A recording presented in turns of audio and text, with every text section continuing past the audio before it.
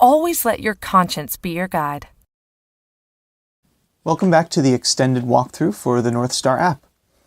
In the abridged walkthrough, we took a look at what the user experience is like from download to the inspection of the first item. And we did that in a really quick, high-level way. And so in this series, we're going to take a much more detailed look at how the app works, how the users interact, what's actually happening behind the scenes when we're going through normal functionality for the app. And so in the first video, we're going to take a look at the compass and the points in much more detail. And in subsequent videos, we'll take a look at groups, user interactions, pieces of information that are uploaded into the database, and different ways to inspect items later on when we want to actually bring it all together. And so this is the screen that we saw during the abridged walkthrough, where we are met with the different groups of points that you'll have to address in order to calibrate your compass. We looked at the animal rights group. You can see that it's also broken up into environmentalism, human rights, and personal choice, which would include things like religious choice, maybe dietary choice, and otherwise convictions that don't neatly fall into the other three categories. And this can evolve over time as the app develops as well.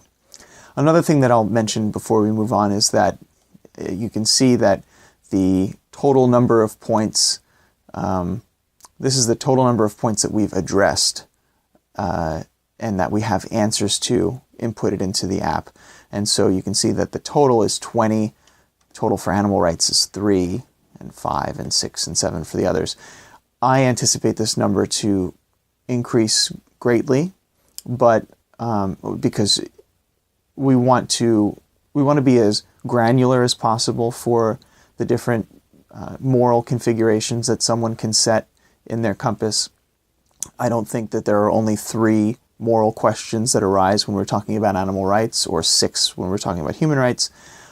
However, the idea is not for it to be, not for the user to get bogged down answering questions in their moral compass. I think we could probably boil down most moral questions to a pretty standard sized set. And so that will be the goal, again, as the app develops. And I anticipate users to play a big role in how points are developed, how they change over time through a democratic system of suggestion. So we're going to take a look again at the animal rights points like we did in the abridged walkthrough. And so we remember that points are simply statements that we'll either agree with or disagree with, and we indicate to the app what our disposition is towards that particular point. One thing we'll point out at this juncture is that we have in our header, in our head bar here, we have our total number of points addressed, and this will be always visible while we're using the app. The symbol for a point is this compass here, which this will be throughout the app a symbol that signifies points. And for this category, for animal rights, we have 0 out of 3 addressed. And so as we go on and indicate our disposition towards each point, you'll see these counts increase. Okay, so we'll do the same thing that we did during the abridged walkthrough, and we'll address these 3 points. Let's still say that we agree that it's okay to kill animals for food. Okay, and then we'll click Done. And you can see that the app has registered our disposition towards this point. We'll move on to the next.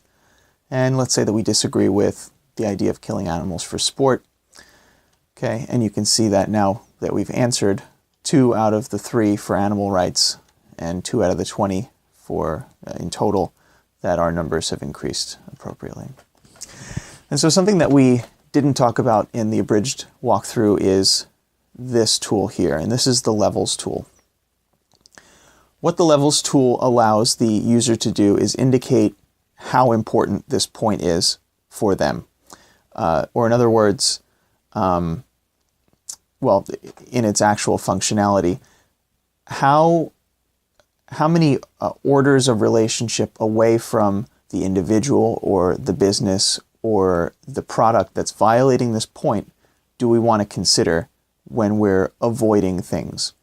Do we want to just avoid the person who killed the animal for sport, or maybe do we want to avoid the company that bought the ivory from the hunter?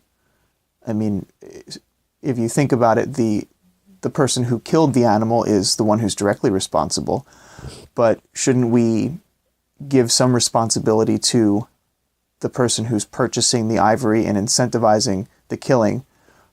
Shouldn't we hold them accountable as well? And so the way that we do this functionally in the app is we increase the level value for this point. So if it's at level 2, we're not only holding the party that is in violation of the point responsible, but we're holding any party that associates with this party responsible as well. And as we increase our levels, it goes out further and further from the original violation of the point. So let's just say that we will set this for a level 2 for this particular point, and we'll move on. So you can see that this point has been registered by the app, and you can see that our level is set here as well.